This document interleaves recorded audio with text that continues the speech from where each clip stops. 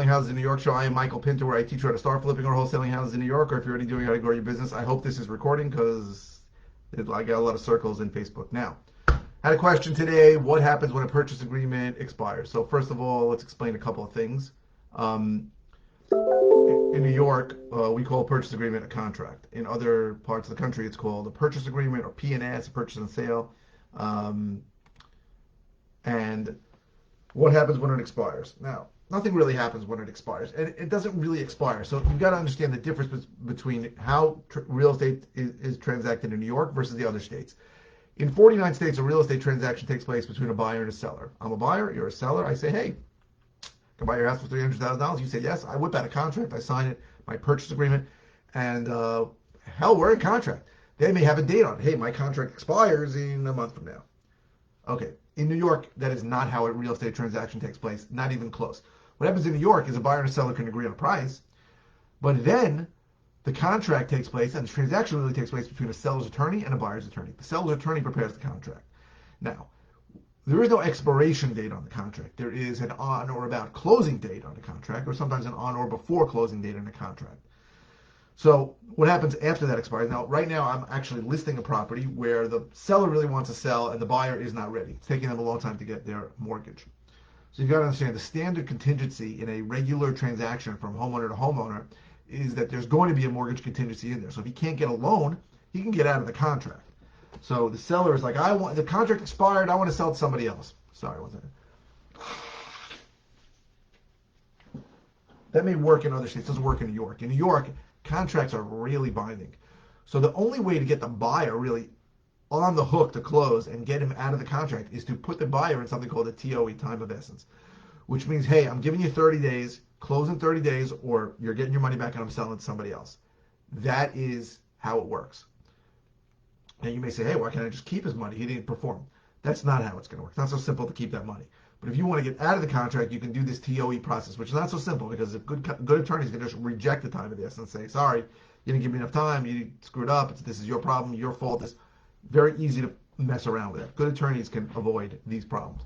Contracts take a long time. I'm in contract on a property in Merrick for like 9 months now. And I think the seller died, and I'm now dealing with their estate.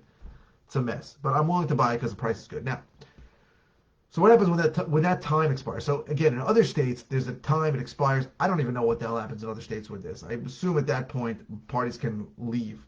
And if there's no attorneys, no one cares.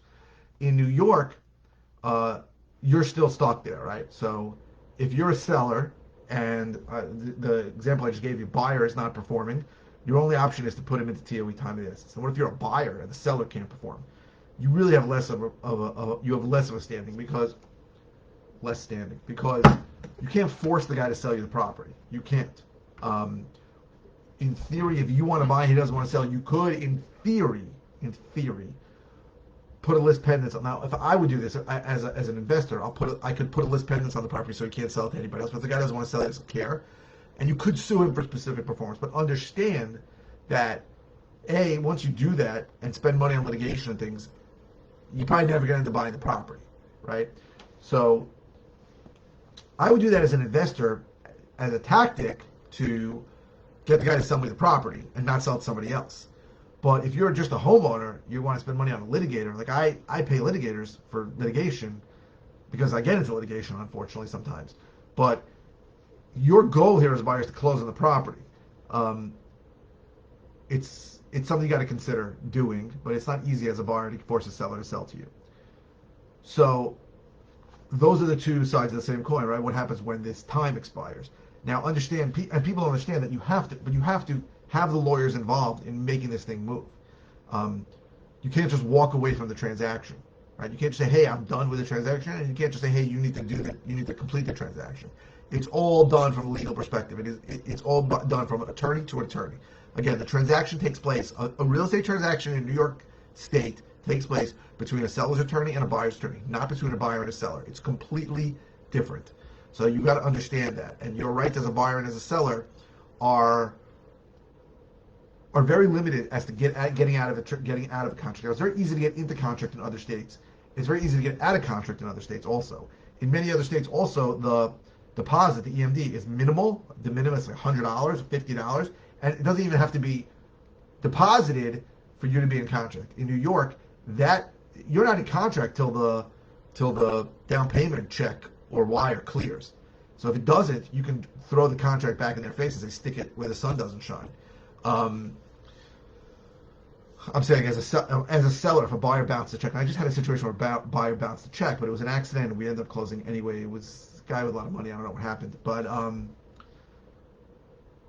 you've got to understand that the whole way to get into contract in New York is dramatically complicated, but getting out of contract is almost impossible. Now, it's a big advantage if you're wholesaling or buying to flip, because, and when I say flip, I mean close, renovate, and sell.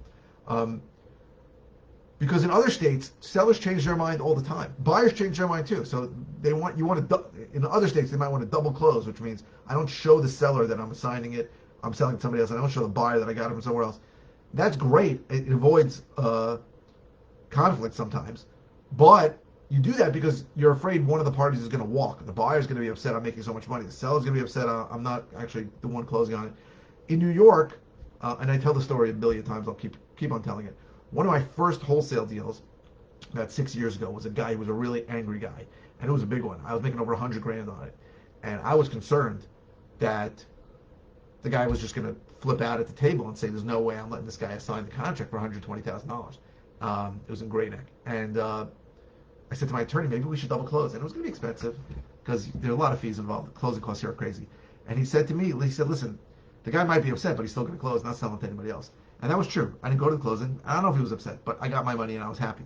So it's a huge advantage in New York that parties cannot get out of the contract until both parties agree. Like, you can't walk from a contract. Say, hey, I changed my mind. Change your mind? Well, maybe I'm keeping your deposit if you're a buyer. You change your mind? Well, tough crap if you're a seller, unless you want to maybe give me, instead of giving me back my $20,000 deposit, you want to give me $50,000, then I'll walk. I just had a situation like that where I bought a property from someone. They were in contract with somebody else. She didn't realize she was in contract with somebody else, but she was. And the person in contract made her pay them $30,000 to get out of the contract to sell it to me. Now, I was not paying them $30,000 more, but I was taking it with the tenants. I still have those freaking tenants in place. I'm trying to get rid of this property. Great property in Massapequa. But the other person in their contract wouldn't take it without tenants, and I would. And she just wanted to get rid of the property. So that happens. Think crazy things. I mean, the thought of that happening in another state is ridiculously far. No one's going to pay somebody to get out of a contract. But here you do, because legally you do not have a lot of ground to get out of a contract. But I think it's a huge advantage to doing business in New York. Right? When I go to contract, I know that seller is never going to sell it to somebody else. Right? In other states, what people do is they'll record the contract, or in some states it's an affidavit of contract, in some states it's a memorandum of contract to cloud title. And then sometimes, not every time, but sometimes, when that guy tries to sell it to somebody else, the seller tries to go to somebody else, the title company will call you and say, hey, what is this? And you can ask for some money. But a couple of things. Number one, in other states, some title companies don't do it. They're shady title companies. And even then, it doesn't ensure that the transaction is going to take place. That guy, he may not try to sell the property for 30 years. But in New York, the seller goes in the contract he's going to sell, and you don't want to let him out, he's in deep, deep trouble. And I've had sellers call me and say, hey, I want more money, or I changed my mind. And I don't get upset. I just say, call your attorney. Remember, 99.99% of the time, sellers are represented by an attorney. I say, call your attorney. And then I always get the same call an hour later or a day later saying, hey, when can we close? That's what happens. So I'm happy with that. I think it's an amazing advantage of New York. People don't realize. I didn't even realize it because I couldn't compare it to other states, but now that I see what other people do, because I'm part of this mastermind called Investor Fuel, where we meet up, it's about 150 investors from all over the country, and I find out how things work in other states. And one of the biggest concerns people have is, after I get a signed contract, how do I make sure that it's going to close? For me, it's never an issue, right? Never. I know it's going to close. So that's really what happens when a purchase agreement expires. I hope this was helpful. If you want information on all the ways I can help you, go to howtoflipnewyork.com.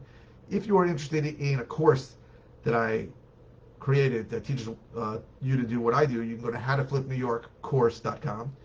If you are interested, I forgot to send something to that guy. Sorry.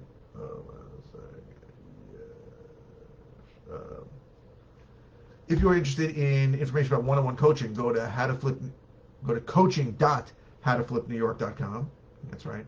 If you are watching YouTube, please subscribe. If you're watching on any platform, please click the thumbs up. That really helps me out. And please keep the comments coming. I go live 5 times a week, or I post 5 times a week, and sometimes I don't know what the hell to say. Your comments help me. If it's a simple comment, I'll just respond with an answer. If it's a topic I've covered before, I'll send you a link to a video I've done on it. And if it's a new topic, I will do a video on it. So thank you very, very much for watching.